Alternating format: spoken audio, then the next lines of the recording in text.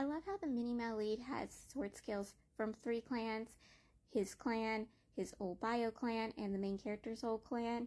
And the fact that he probably picked them up, the ones from the main character's old clan, while following the nephew around and watching him, because the nephew was raised in the main character's old clan with the main character's brother. And typically, since the brother follows the nephew around, he probably also watched the brother's skills and picked them up from the brother. And he picked up his old bio clan's sword skills from the Ghost Journal. I love that. I honestly love that. It's super cute. It's super sweet.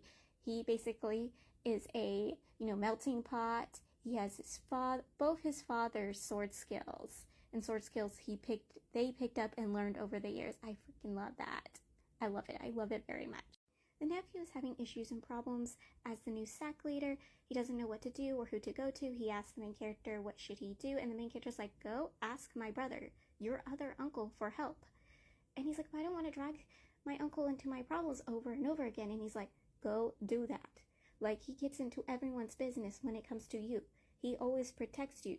I mean, you kind of have your position thanks to him and getting into people's business to keep your position. Like, go ask him for help. This man will whip anyone into shape and get them calling him mommy. Because he's mommy. Like, go do it. He's been a sack leader for years. He's the reason why his sack is still existing. Like, he took a sack that was completely destroyed and brought it back from the pits of hell and brought it to what it is. A now well-established, well-looked, and appraised sack. Go ask him for help, honey. Go do it, or I'll smack you many, many times like I have already done. And my husband will smack you around like you are an idiot too. And I'm like, say it. Reading this extra just established what I already thought from reading the book, was the fact that these 3 are literally the mini versions of the other 3, like the older generation. The main character, male lead, and his brother. Like, they're very much those 3. Like, the nephew, is very much the brother. Their son, the male leads and the main character's child, he's literally his father. He's literally the mini version of the male lead. And then our little sweet scary cat who sasses everyone is literally the mini version of the main character. Like, come on. This dude literally acts like the main character at every opportunity. He doesn't know how to shut his mouth. He gets into people's faces. He's ready to throw hands, which is literally the main character. And then he gets into fights with the nephew, like the main character used to do with the nephew's father, and with the nephew's uncle, the main character's brother. Like, he literally gets into fights with the nephew. And the same with the nephew. The nephew treats the mini version of the main character the same way the brother treats the main character. Like, they're literally them. And then, the mini male lead is literally always there to stop their fights. Like, he's always stopping their fights, just like how the male lead is usually there to get between the main character and his brother when they're getting into scribbles.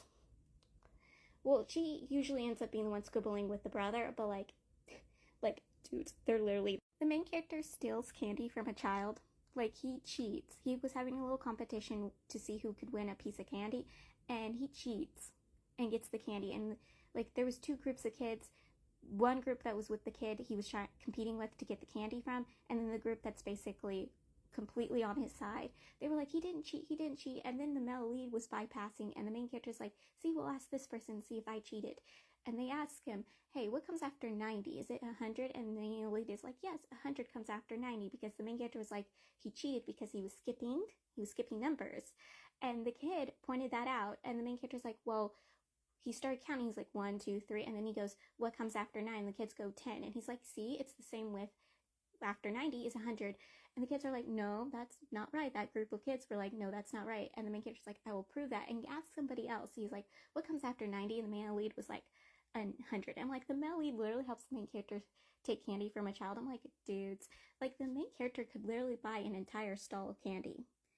Like, why did he need to take candy from a child? Like, why? This poor kid. Like, I felt bad for this kid. Like, it was funny, but I felt bad for this kid. So the main character and male lead are fooling around, and the male lead's uncle has returned back, and he lives, I guess, next door. So the male lead's like, we gotta be quiet. But the main character literally would kill him if he has to be quiet. We all know it. It would literally kill him if he had to be quiet. And let's just say he doesn't want to be quiet. he wants to be as loud as he wants, and he teases Malid into allowing him to be as loud as he wants. And I'm feeling bad for the uncle. Like, I do not blame him for not liking the main character, especially if you saw how the main character treated Malid in his point of view. Like, the main character wasn't the greatest, not the main character's fault, because the main character was oblivious and everything the main character was going through, so he was treating the Malid bad, even though he did not know the Malid's feelings. It still not look good. It's the same way I don't blame the Malid's brother for thinking the worst of the main character when he was, like, yelling at the main character about everything, about how much his brother loved him and cared for him, and the main character kept pushing him away, telling him, get out, which, again, the uncle saw that. Like, even though his nephew literally was risking his life and literally fought against their clan for the main character, and the main character was screaming at him to get out. The Malid literally rescued him from other clans to drag him back to the burial mats, and the main character was literally telling him to get out. Like, and the fact that the main character repeatedly breaks regulation, the rules and regulations, and looks to be a bad, example to his clan. Like, I do not blame him for not liking the main character.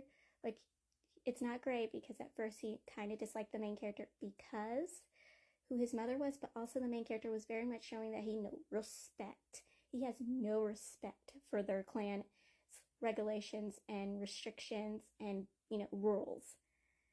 But, like, having to hear someone next door go at it, especially if that person's your nephew, I mean, I'm sorry, but I'd be going in there, grabbing whoever it was, and throwing them out. And he'll be like, you ain't doing that here. And if you're gonna do it, do not scream bloody murder. Don't scream bloody murder.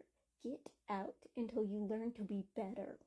Okay, I do not want to hear my nephew and my nephew-in-law go at it. Thank you very much. That is, ugh. Like, I can't believe